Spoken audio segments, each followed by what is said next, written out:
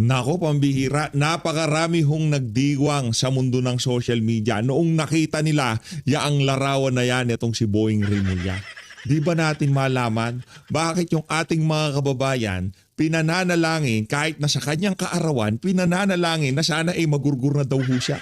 Huwag naman hong ganon. Sa mga hindi pa ho nakakaalam, pinagdiwang ho nitong si Boying Rimulya ang kanyang 65 birthday. Kahapon, March 31, 2026. Palakpakan ho natin. Grabe naman yan. Nagbe-birthday po. Swerte ka, Boying. Nag-birthday ka pa. Hindi, ano yan. Batiin natin ng maligayang kaarawan. No? Panibagong milestone na naman sa buhay nitong si Boying Rimulya. At para doon sa mga nananalangin sa comment section ng post na yan. Nakita lang natin. Pambira yung ating mga kababayan. Nakakita lang ng black and white na larawan. Anak ng tokwa, birthday ho ito. Happy birthday ang comment, hindi condolence. Wala nga talaga yung mga kababayan. Ang daming galit at gigil na gigil dito kay Boying Rimulya. Dito sa video na to, naku, hindi ho natin napasadahan. Itong press ko na to ni Auntie Claire. Kailangan ho kasi nating higa nga salansanin itong alin na to. Pero bago ho yan, isang like at isang subscribe. Masaya na ho tayo dyan sa mga gusto sumali sa ating community. Yung join button, nandyan lang ho sa baba. Umpisaan ho natin ang ating video sa isang... ayan na naman. Kailangan naman mga kababayan. At least, di ba? At least. Masaya ang ating mga kababayan sa kaarawan ni Boying Rimulya. Ayan ho. Kita nyo naman ho yung lap react. 93,500 lap react. Diyan sa happy birthday greetings na yan para dito kay Crispin Boying Rimulya. Ito, nako, blind item ho muna tayo. Kasi nakita natin to kay Sir Ibi Hugalbut eh. Kumusta na kaya itong si Sir Ibi? Palakpakan natin, isa sa mga sinusubaybayan nating vlogger, no. Meron ho siyang pa-blind item itong si Sir Ibi Hugalbut. Ito, babaeng spokesperson na nasa kanyang 50s. Anak ng tokwa, ang kati naman ito. Mayroon umanong relasyon sa isang terentahin na spokesperson. Palakpakan, anak ng tokwa. Kalampagan gabi-gabi to, ibang klase. Yun namang terentahin ni spokesperson. Brad, wala ka bang wala bang sela niya sikmura mo? Pambihira. Sino ba yung mga kilala yung spokesperson? Itong si Yuse Claire, di naman spokesperson yun eh. Diba? Spokesperson ba siya? Ilang taon na ba yan? Nasa 50s na ba yan? Hindi si Auntie Claire, hindi ko alam kung sino to. Blind item tayo dito, di ba? Sino itong spokesperson na nakikipagkalantari sa terentahing spokesperson? I-comment nyo ko sa baba itong alin na to. Anak na to ka. Politika lang, walang personal. Hindi, kasama yan eh. Spokesperson din kasi yung kakalantari niya, di ba? Ako, di ko kilala. Personally, di ko kilala. Pero sa TV, feeling ko parang... I-comment nyo sa baba kung kilala nyo yung alin na yan. Ako, di ko kilala yung 50-tahin na mahilig sa terentahin na yan, ha? Di ko kilala yan. Di ko natin kilala yan. O, ilagay ko lang dito to para habang pinapanood ho natin itong 50-tahin na si Auntie Claire, hindi siya... Lagya kayo. Hindi siya yan. Magalit sa atin yan. Baka sabihin niya sinisiraan natin siya. Hindi si Auntie Claire, pinapatungkulan ko. Blind item nga eh. 49 pa lang yan. Di pa 30 yan si Ante. 49 pa lang siya. Wala pa siya. Hindi siya yan. Hindi. Di ba Ante ikaw? Hindi ikaw yun. Hindi. Dissenting babae yang si Ante. Hindi niya gagawin yan. Ito. Auntie Claire tayo. Kay Marcos, kay Bangag muna tayo. Ito na ho, meron na naman siyang panibagong kabalbalan na ibabahagi sa buong sambayanan. Ito, si Marcos Jr. Game. Good morning. Magandang umaga sa inyong lahat.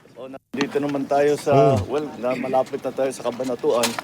Dito naman tayo sa Nueva Ecija ngayon para buksan itong 4 na kilometro na section na nagbubuo ng east-west na daan mula Tarlac hanggang dito sa Cabanatuan.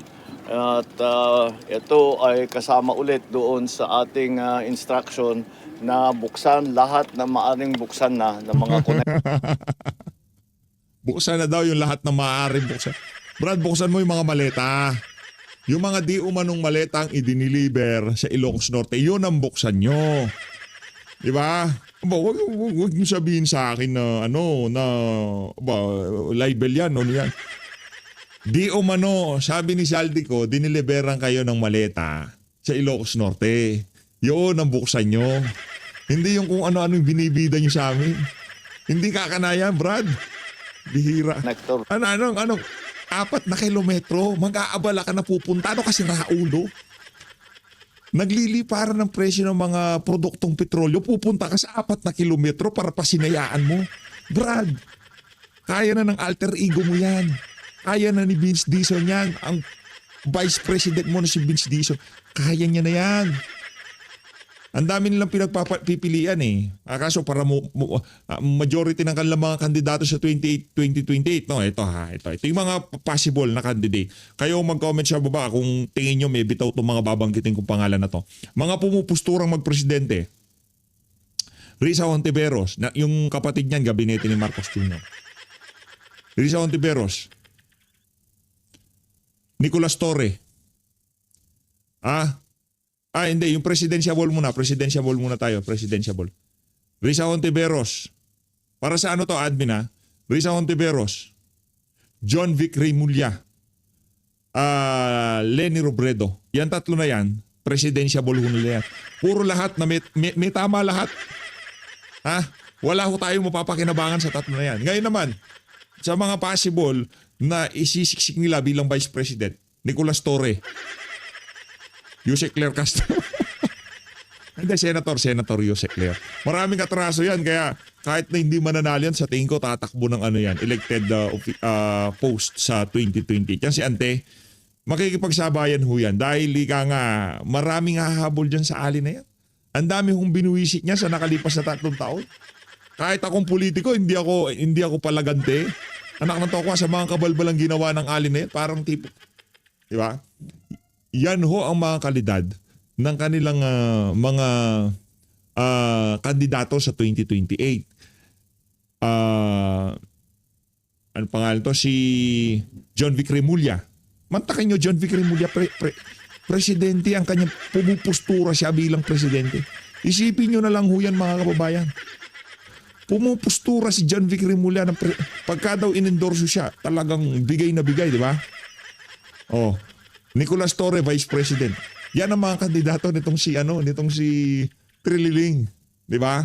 Kaya ngayon pa lang ho, mga kababayan, etong mga ganitong galawan ni Marcos Jr. na 4 na kilometrong daan, pag-aaksayahan niya ng oras, napakahalagang oras, nabayad siya ng sambayanan ng napakaraming pera, di ba? Napakatinding impluwensya, yung kanyang oras, sasayangin niya doon sa 4 na kilometrong daan. Di natin sinasabi dito na hindi maganda yan. Ang pangit ng ginawa nila na yan, hindi ho yun ang punto. Ang punto dito, hindi na trabaho yan ni Marcos Jr. Si Tatay Digong, ano sasabihin niya dyan? Kung nabuksan, di daanan. 4 na kilometro lang, kailangan pa pupunta ako dyan. Ano na ho yan? Kumbaga, desperate move para meron silang mapakita na, meron kaming flagship project. 4 kilometers road. Connecting road. 4 Anak ng towa. Saltik na naman. Road para maging mas mabilis ang daloy ng traffic. At malaking bagay ito dahil ang dating ang biyahe na tumatagal dati ng 1 oras kalahati, 1 hour 15, 1 hour 30 minutes, ay magiging 20 minutes na lang. Hindi, i-exage mo. Gawin mo 3 hours. Yung 4 kilometer, 3 hours. Pupunta siya sa isang baryo, paiikot-ikutin muna bago makalabas. Di ba? 10 ikot muna siya sa isang baryo. Pambira talaga itong si Marcos Jr. 4 kilometers, iikot ka. 2 oras. I-exage mo pa ng konti para medyo dramatic at ma-justify yung pagpunta mo dyan. Ito na lang. At malaking bagay ito. Dahil unang-una, alam naman natin ngayon, ang inaalala natin, ang konsumo ng krudo, ng gasolina ay sa pagbawas na pagtagal ng sa bawas ng tagal ng biyahe. Yan ka na naman. pag kasi, oy bangag, pag kasi meron ka lakad, huwag kasi singhot. Nagkakabuhol-buhol yung mga ano mo yung mga litanya mo sa utak mo eh. Hindi ka makapagsalita ng diretso pagka alam mong meron kang public engagement, ha? Meron kang ambush interview. Kunyari ambush interview. Siguraduhin mo, hindi ka nakapulburon. Para yung daloy ng ano mo, yung pagsasalita mo, tuloy-tuloy. Hindi yung, uh, uh, uh, Bawasan din ang konsumo na sa fuel. At malaking bagay ngayon yan. At lagi nating inaalala yan. At meron pa rin isa pa. lahat ng bagay ngayong mga panahon na to, maliit na lang. Alam mo ano malaki? Yung mga ninakaw nyo, yung trilyong pisong flood control scam, yun ang malaking bagay. Pero yaang pag ano na yan, yaang 3 oras na yan, kahit sabihin gawin ko pang 4 na oras yan, tanungin ko yung mga dumadaan dyan, willing ho ba kayo na umikot-ikot sa loob ng 2 oras, basta wag lang tayo manakawan ng gobyerno. 100% sasagot sa akin ng mga dadaan dyan sa buwisit na 4 kilometers na yan. Ang isasagot nila, willing pa sa all right na magpaikot-ikot sila, walang connecting road, basta walang nanakaw na 1 trilyon sa kaban ng sambayanan. By the way, langya ka Marcos Jr., may atraso ka pa sa amin. Nasaan na yung pinagbentahan doon sa tone-toneladang gintong binenta yung 2 ni Recto? Saan na napunta yun? Huwag mo sabihin sa akin flood control mo yun, anak ng tokwa.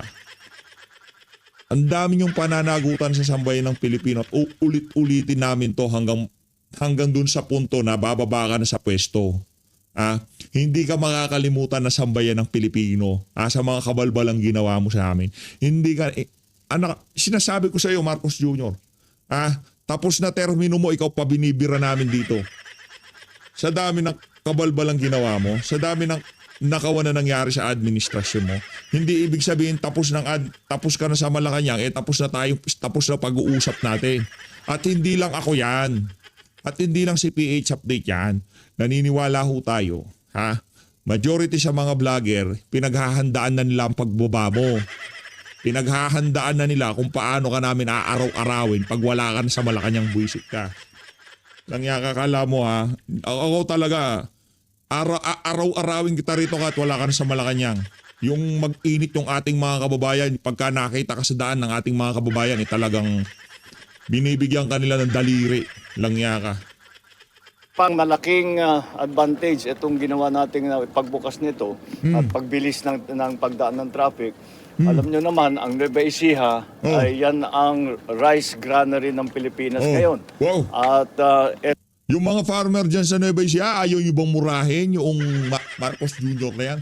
Noong pumasok sa Malacanang yan, siya ho ang DA Secretary.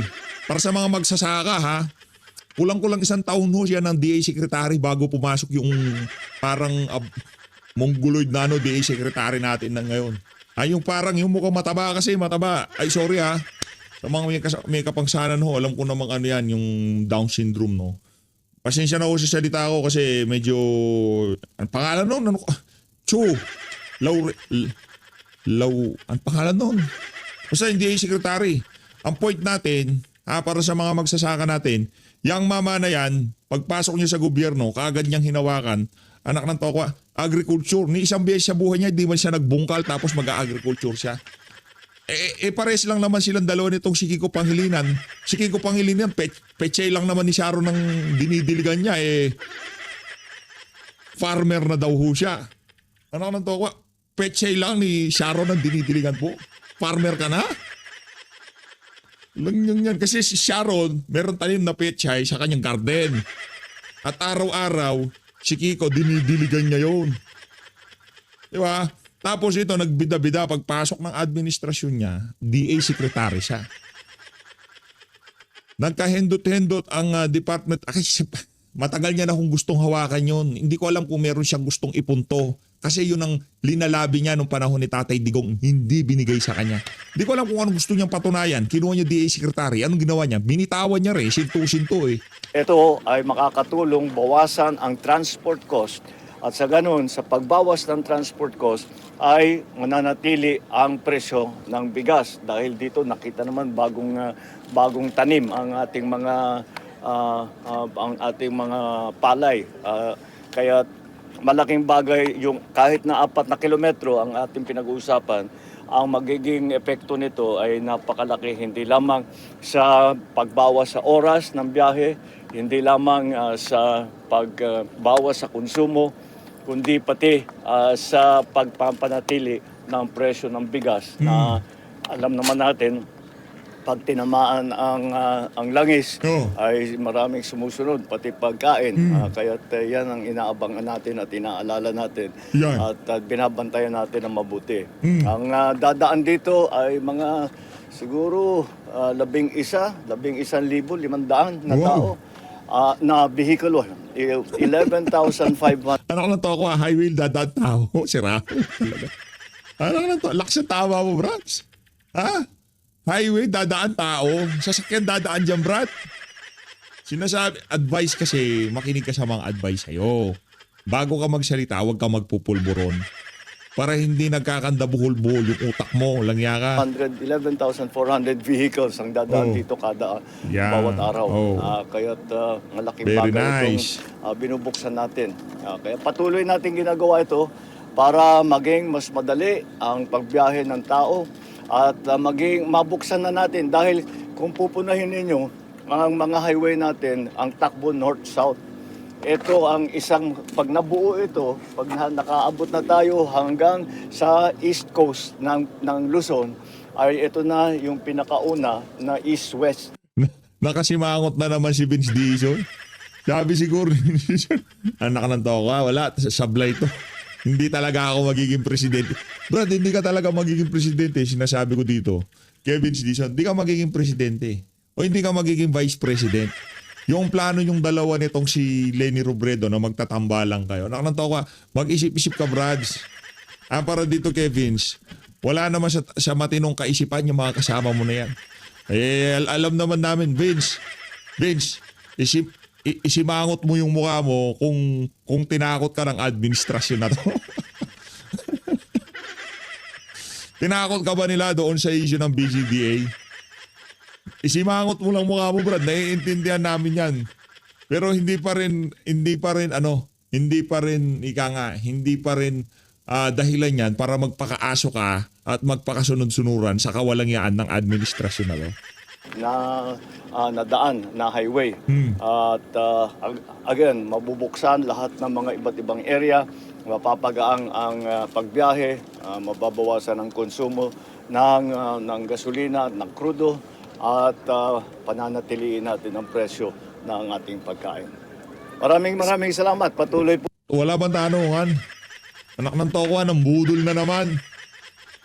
Kinuha ko mo mga mikropono, pagkatatanungin ka na. Hindi ko pa napanood to Pag kung sakaling sasagot to, di napakagandang balita niya sa Samuel. Natin, Tanungan. Libre po yung... Oo nga pala, nakalimutan ko. Merong karagdagang magandang balita. Ano yan? Dahil itong kalsadang ito ay siguro hanggang Disyembre ay toll-free ito.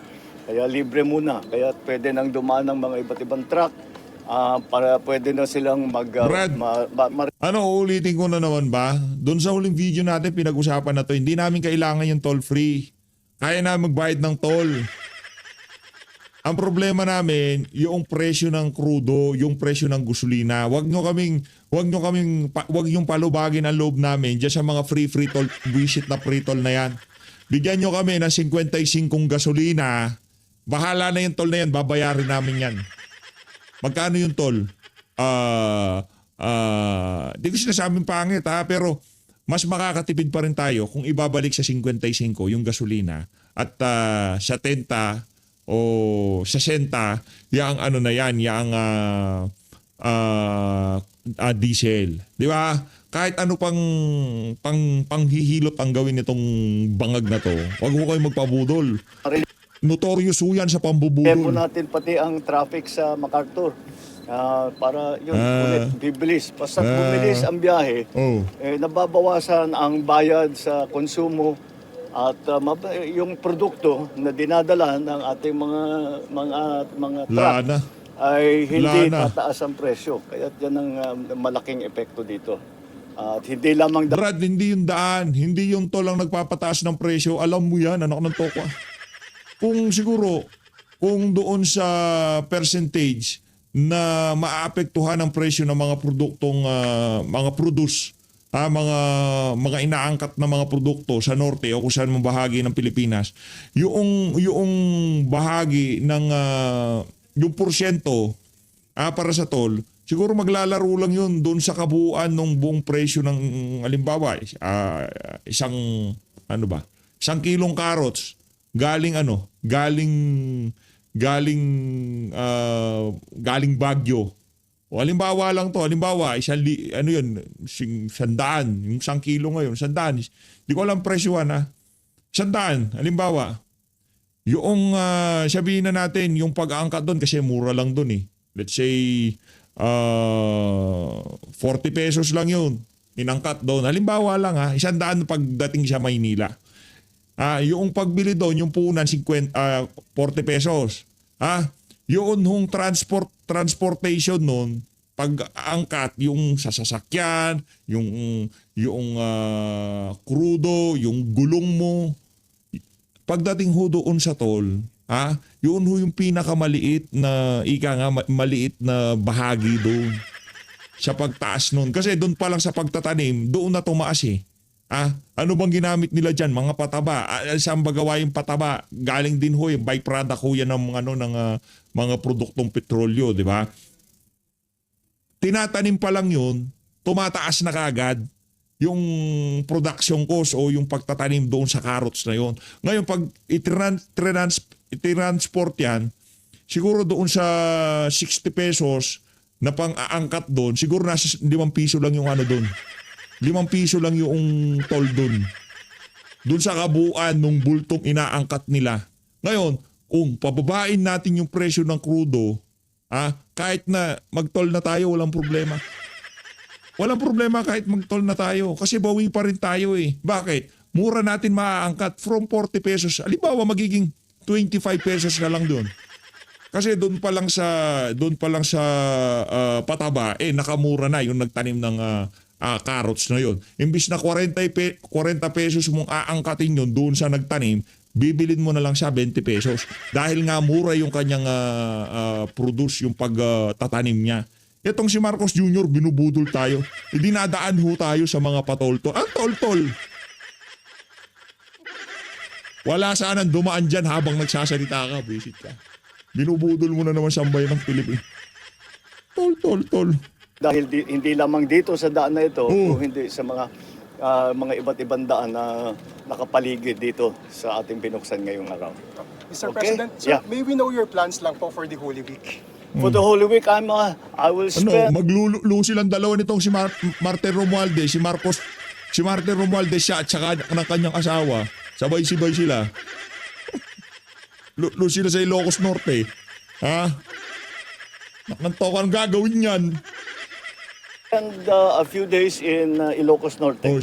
Maglululo sila doon. And I will be back in Manila by the weekend. Sabi ko naman sa Alright? inyo. Thank you so Okay, much. maraming salamat. Mga walang yang mga walang yang media na to. Mga wala kayong kwenta. Ako nandyan eh.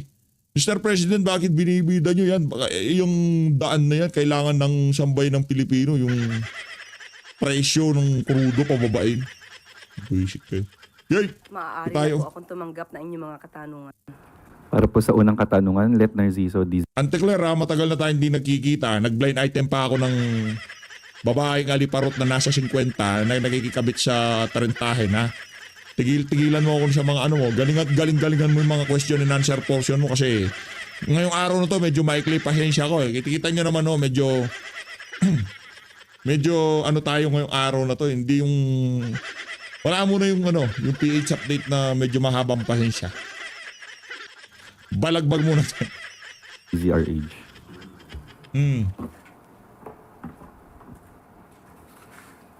Ano ba yan? Morning, Yusek. Ma'am, sinabi po ni Pangulong Marcos kanina na sa Ilocos Norte siya mag-Holy Week. Pwede po bang humingi ng karagdagang detalye? May nabanggit ba siya kung anong mga activity niya doon? Anong gagawin niya? Or Maglulok magbabakasyon nga. lang siya? Diba? Sa Pangulo po, hindi po uso ang salitang pagbabakasyon. Teka. So sabi nga po niya, Ito talagang babae na to manluloko to eh. Mamaya, balikan natin siya yan. po ay mag-spend ng Langya kanyang ka. Holy Week sa Ilocos Norte Langya ka. kasama ang kanyang pamilya. Walang pagbabakasyon dahil patuloy po ang ating Pangulo sa pagmomonitor at pagbibigay ng utos sa mga kailangan na gawin ng ating mga ahensya sa gobyerno. Kailan po sila pupunta? Hindi po na ibigay sa atin kung anong oras at anong araw, pero binanggit po niya na doon po ang pagbibigay ng oras doon po sa Ilocos Norte. Teka lang Sunod po ng tanong, Samuel Medinilla, Mrs. Mirror. Langya ka, Auntie Claire, binubudol mo na naman kami Good morning.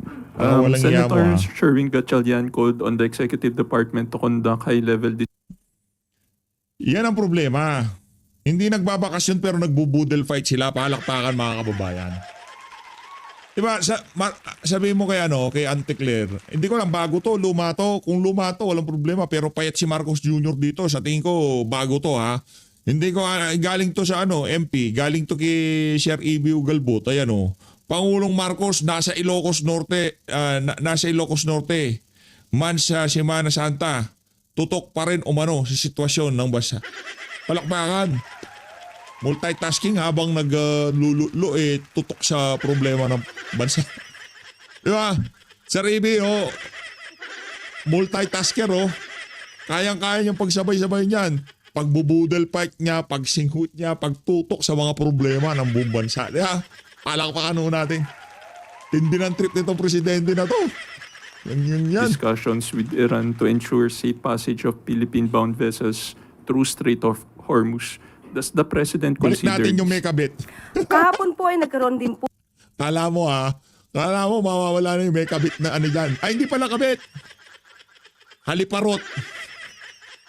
Tanggalin natin yung may kabit kasi baka hindi naman kabitan yun. Sino ba nakikikabit? Yung 50 o yung 30? Basta pareha silang spokesperson na mahilig makipagbembakan. Ay, naka. Yan ang problema. Anak ng toko. Ibang adrenaline na trip nila. Ibang adrenaline na yan eh. Diba? Ano yun eh? Kanya-kanyang adrenaline. Yung iba sa sugal. Kasi Marcos Jr. sa pulburon na adrenaline yan eh.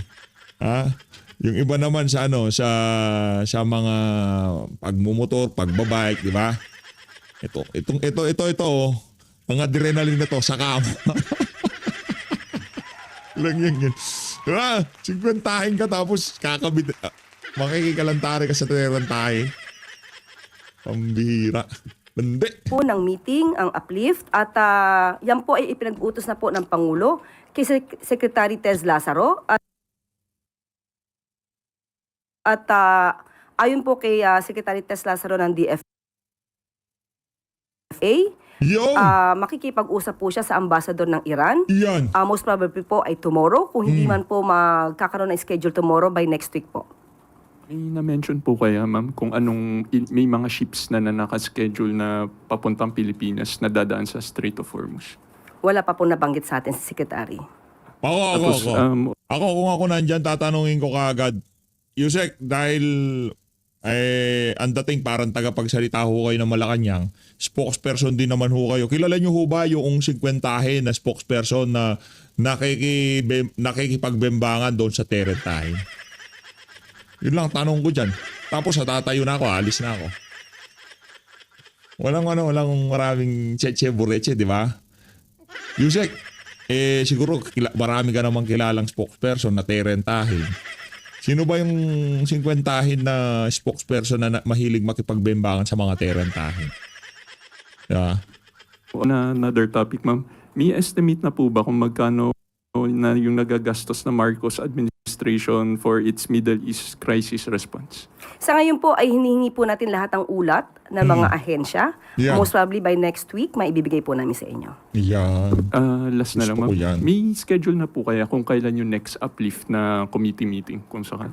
Ibibigay ko po sa inyo yung update. Nagkaroon lang po ng meeting kahapon. Thank you po. Very nice. Rafi Ayeng, Daily Tribune. Good morning, ma'am. Ma'am, in this time of reflection, ano po ang message niyo sa inyo as of detractors muna ni Pangulong Marcos and then sa mga bashers niyo, namely Harry Roque and Vice President Sara Wow, Duterte? inamin mo, basher sila. So, ibig sabihin, pag basher, wala Ito talagang tribune na to. Nagpunta lang ng Amerika. Talagang tutang-tuta na siya ni Auntie Claire. Hoy! Kalbo! Hindi forever yan si Antik dyan. Anong tao ko, markado sa akin yan. Yung mga coops na magtanong dyan sa Malacanang Press Cartel. Markado rin ho sa atin yan. Yung mga kaibigan ni Auntie Claire dyan. Walang nga kayo ha. habang maibibigay na matinong kasagutan o matinong opinion. Sa atin lang, sa ngayon, sa panahon ngayon, ay iwasan po natin sana ang pamumulitika. Kung wala po sila masasabing maganda at kundi paninira lamang, tumigil muna sila or tumigil na sila permanently. At makipagtulungan na lamang po sa administrasyon para sa ika-aangat ng ating bansa at ika-aangat din po ng bawat Pilipino. Ang basher po ngayon, sinasabi natin, pang sariling interes. Para po magiba, masira ang gobyerno. Hindi po yan na napapanahon sa mga kasalukuyan nangyayari sa ating bansa. Follow up lang, ma'am. Ipagdadasal mo ba sila? Si Kalbo Lahat talaga. po. Si Kalbo talaga. Si Kalbo talaga, mga tanong out of this world. Parang bumbunan niya.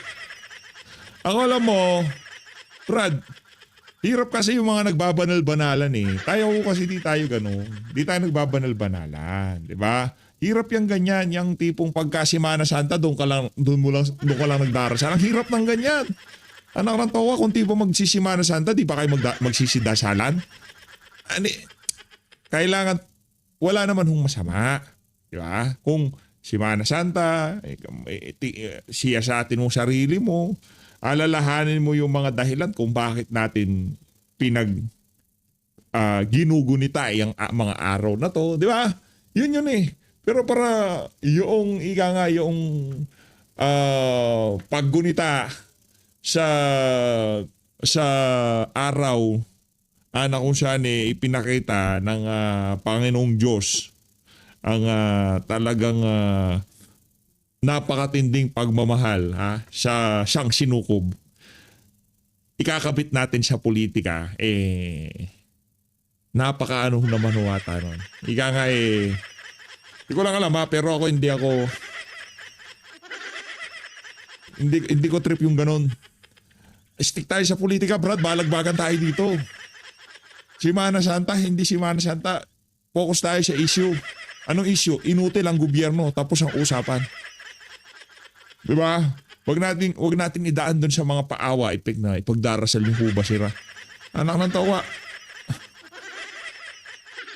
Walang problema, ipagdasal mo sila. Pero hindi lang pagkasimahan sa Indian. Lahat ng makasalanan sa mundo dapat ipagdasal. Sunod po ng tanong. Pagdasal mo din yung amo mo na di umano tumanggap din na maleta kay Saldi ko. Pagsidasal mo, yung diniliberan ng maleta sa Ilocos Norte. Okay? Ipagdasal mo din yung pamilya ng mga kababayan nating namatayan dahil sa baha, sa pagnanakaw na mga kaibigan ng amo mo sa House of Representatives. Okay? Pagdasal mo din yun. Naku, daming yung dapat ipagdasal. Si VP Sara, hindi. Pagdasal.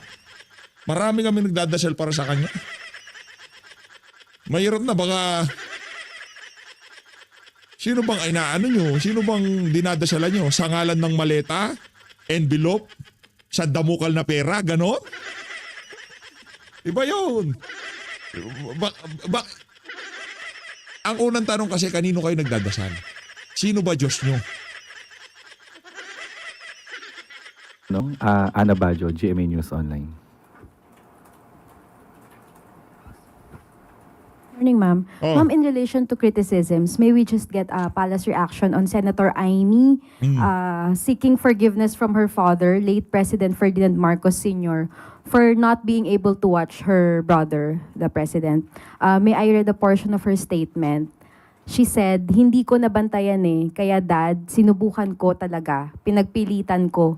Nayayamot na nga sa akin si Bongbong. Alam ko naman, pero hindi ko talaga kinaya." Okay, mas maganda po siguro mahimay natin ang mga bawat salita ni Senator Amy Marcos. Ito naman ay para para malaman din ng taong bayan. Ano nga ba ang totoo? Ang sabi niya ay hindi nabantayan. Sino kaya talaga ang hindi nabantayan ng magulang at sino ba talaga ang hindi nabantayan ang kapatid? Unang-una po, ang Pangulo, hindi po ito nagbumura, hindi ito nagme-meltdown, lalo na sa publiko, at hindi po ito nagbabanta sa buhay ni Numan. Ang Pangulo po ay ikinasal, may pamilya, hanggang ngayon, faithful sa asawa. Anak ng tawa, asawa mo si Kokak, magiging unfaithful ka. Anak ng tawa, baka pagkalinutuan ka na ng almusal nun, huling almusal mo na yun. Yeah. Si Marcos Jr., siya yung embodiment ng isang asawa na walang ginawa kung hindi tumango sa asawang babae. Diba? Siya talaga yun. Siya yung perfect na halimbawa ng isang asawang takusa. Pagka sinabi ni Lisa, magpulburon na tayo, anak ng tawa, kahit may tama pa si Marcos Jr., umuoo yan. Ibig sabihin pulburon, yung Goldilocks, di ba? Pulburon Kahit na, gaganon-ganon yan Pagka, kahit na mataas pa sugar level niyan, pagka nagyayaan niya, sabi niya, sweetheart, naka-ready na yung pulburon sa mesa. Nakalinya na doon. Tirahin na natin. Yang mama na yan nakasalamin na yan sa taas. Di yan umaayaw. So, sino po kaya ba ang naging pasaway? Sino po kaya ang dapat na binantayan? Ang hirap nito, banat ka ng kabanat kay VP Sara. Ang nagtatanong sa'yo, si Senator Amy Marcos, ang paparinggan mo si VP Sara, parang na sira ulo, no? Parang, tanong kay Amy, ang babanatan niya si VP. Wala na talaga, ante, gano'n na lang tayo dito. Ang paghingi ng patawad, Yan. yung pang hindi pagbabantay sa kanyang kapatid, o ang paninira ng kapatid sa Yan. publiko. Oh. Ma'am, nakausap niyo po ba si President Marcos regarding sa latest statement ng kapatid niya? Alam po ng Pangulo ang nangyayari sa atin at sa mga pangyayari sa ating paligid. At asahan po natin ang Pangulo, hindi po siya naninira ng kanyang kapatid. Ma'am, sorry, last na. Still Hindi on siya Senator naninira. Amy. Meron lang po siyang panawagan na Na ano lang, hindi siya naninira, nagnanakaw lang. Okay lang yun Okay lang paminsan. Sabi mo kay Marcos Jr., paminsan-minsan manira siya ng kapatid basta huwag siya magnakaw. Walang problema yun. Siraan mo, kapatid mo si Amy Marcos, siraan mo ng konti. Walang problema, basta huwag ka lang magnakaw, sabi mo. Huwag lang siya makumuha ng maleta. Huwag na siya tumanggap ng maleta. Okay na, magbanatan sila magkapatid, walang problema. Pero yung away nila magkapatid, huwag kami idamay. Anak ng tawa, masama loob niya sa kapatid ka, anak ng tawa, magpa-deliver ako ng 3 maleta. Ganon. Yan. na isuspend yung government contributions ng SSS, GSIS, Pag-ibig Fund, and PhilHealth. Kino-consider po ba ito ng Presidente? Hintayin na lamang po natin kung meron pong i-anunsyo ang Pangulo patungkol po Nako, dyan. tayo na lang Thank natin. you, ma'am. Sunod po na tanong, Alvin Baltasar, Radyo Pilipinas. Alvin. Yusek, good morning po. Alvin. Yusek, recent Palsesa survey said that yung paglaban sa katiwalian, yung pangunahing dahilan, kaya nagtitiwala ang mga Pilipino sa Pangulo. Ano pong reaction dito ng Palasyo? Yan naman po talaga ang nais ng Pangulo na maipakita sa taong bayan na ang administrasyon ngayon ay lumalaban sa korupsyon. Ang administrasyon na ito ang siyang magpapaimbestiga sa mga abuso sa gobyerno. At yan po ang gusto manatili ng Pangulo sa isipan ng taong bayan. At yan po ang ayaw niya na mapatid. Gusto niya sana ay magtuloy-tuloy ito kahit hindi na po siya ang Pangulo. Yeah. Speaking of tuloy-tuloy, Yusek, may mga nagsasabi na parang nalilimutan na daw ng administrasyon yung pag-imbestiga o pagtutok doon sa flood control Yeah. anomaly. Ano pong masasabi natin dito, Yusek? Sa mga nagsasabi ng ganyan, ang tanging natin masasabi, hoy, Hoy, gising. Gising. Dahil alam po natin kung papaano po Hoy. nagsumiti na po ang ICI ng kanilang report, di lamang po sa Ombudsman, Hoy. kundi pati po sa Gising. DOJ. Oh. Ang Ombudsman ay nagsasabi din po habang sila itinatanong na patuloy Hoy. ang kanilang pag-iimbestiga, Gising. pati po ang DOJ. Yan. Wala pong natutulog pagdating Walang po sa natutulog. pag-iimbestiga. Sa flood Akala ko, walang natutulog pagka nakabatak. Akala ko, Anti-Claire na, nakuha mo ako doon. Kasi yung mga bumabatak di natutulog. Pag-iimbestiga pala. Sorry.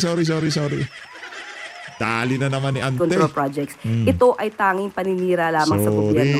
Hindi po tumitigil ang Pangulo para mapanagot ang dapat na mapanagot. Yan, Sige, habol ko na lang. sasabi In connection ko. with the Lenten season break, meron naman declaration ng palasyo para sa pasok sa mga government bukas or even private, o mga nasa gobyerno lang, Yusek. Meron po, ilalabas po mamaya ang memo. Ano po kaya yan, Yusek? Maganda ang aking ngiti. So ibibigay ko po sa inyo mamaya.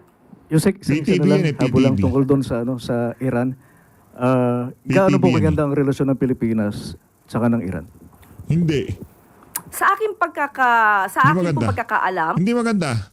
Tingnan natin kung paano pipihitin ni... at sinabi ano po yan. naman ni Secretary Tez Lazaro, Oo. maganda naman po ang relasyon natin sa bansang Iran. Hindi, sinungaling. Salamat po, Yusek. Salamat po. Kasama ang Pilipinas doon sa mga bansa na kung saan hindi pinagkakatiwalaan ng bansang Iran.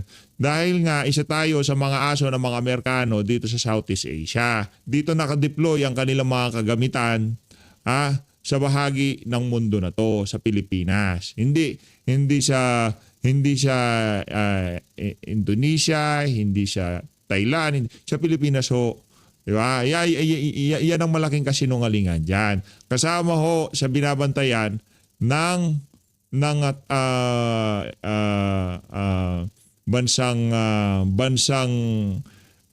Iran, China, Russia, ang Pilipinas pagdating isa sa mga kinukonsidera nila pagka nagdidesisyon sila sa bahagi ng mundo na to, dito sa Southeast Asia, especially pagka meron sigalot dito sa region na to, isa sa mga kinukonsidera nila o tinitingnan nila yung kung ano ang estado ng Pilipinas sa Amerika. Kung gaano nakaraming mga armas, kagamitang pangdigma ang dineploy na ng Amerika sa bansang Pilipinas. Kaya pagka sinabi ni Anti-Claire na wala tayong problema sa Iran, kalokohan, wag ho kayo maniwala. Panibagong pambubudol na naman.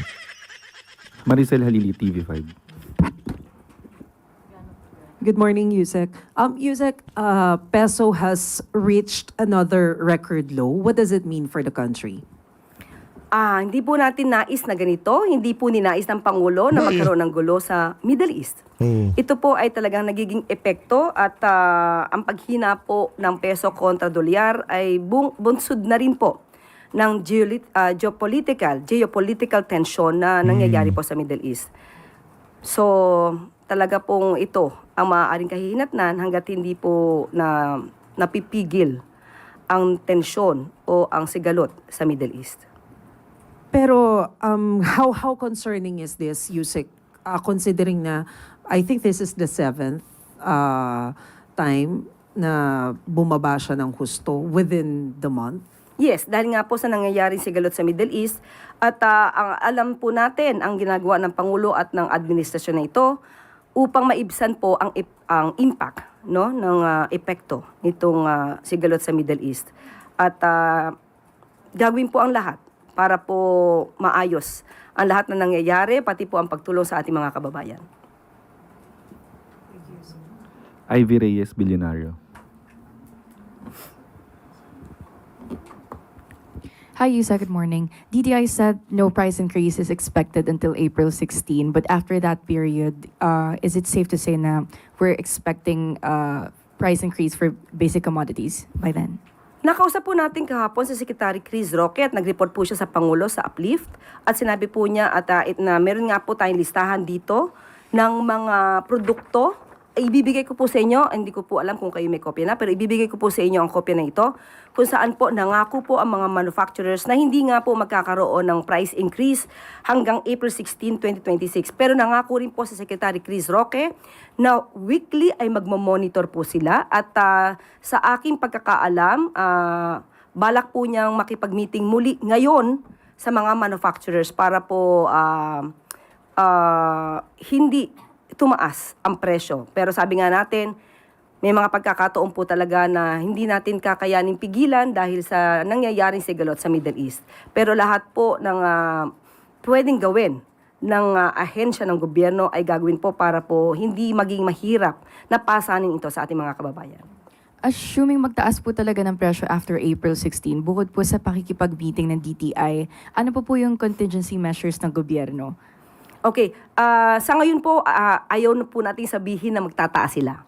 So doon muna po tayo sa walang price increase at after a week, saka po natin tanungin ang DTI para po sa mas detalyadong programa para dito. Ivan Mayrina, GMA7. Ayos. You said good morning. The Independent Commission for Infrastructure is set to cease operations today, March 31. I refer to Section 10 or the sunset clause of EO 94 that created the ICI, and I quote, "The ICI shall be rendered functus officio upon the accomplishment of the purposes for which it was created, or unless sooner dissolved by the President." Ang tanong ko po, ma'am, ano ba ang naging basihan ng pag-dissolve sa ICI? Is it because the President thinks the ICI has fully accomplished its mission, or has the President officially dissolved the ICI? Okay. Sabi nga natin at nabanggit mo ang Section 10, ang sunset clause, kung saan binanggit ang functus officio in Latin. Ibig sabihin, sila naman po ay nag-report at mismong si Justice Reyes ang nagsabi na na-accomplish na nila ang kanilang trabaho. At yun po ang magiging basihan. At kung sila man ay matatapos ngayon, yan po ang magiging basihan dahil yan po ang isinasaad sa Executive Order 94.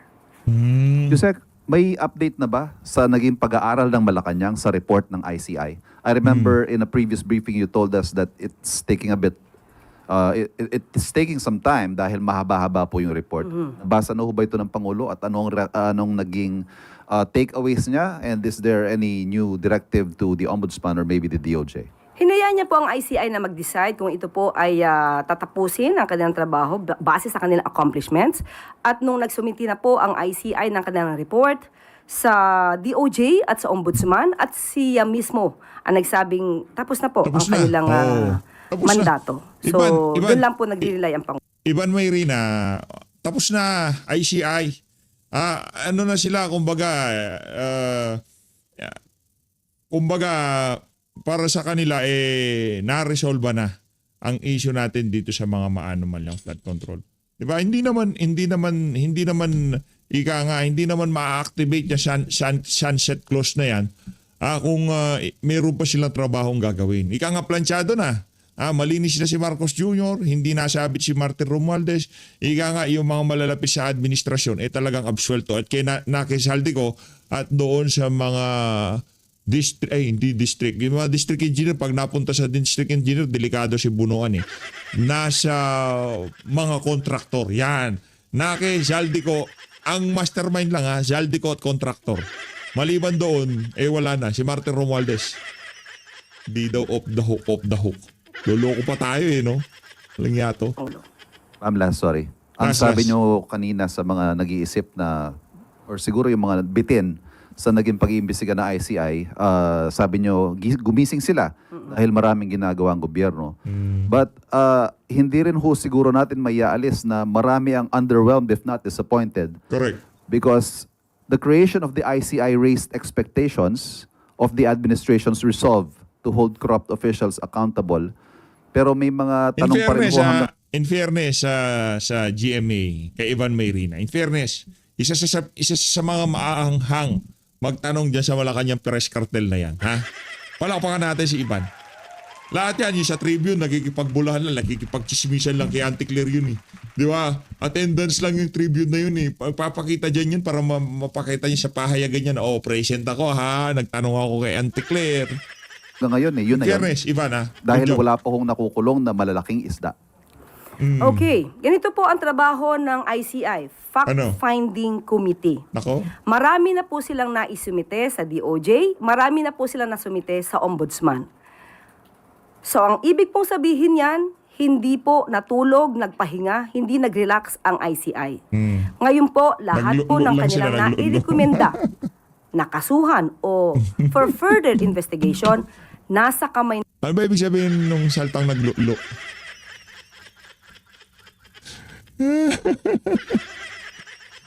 Ay, nako.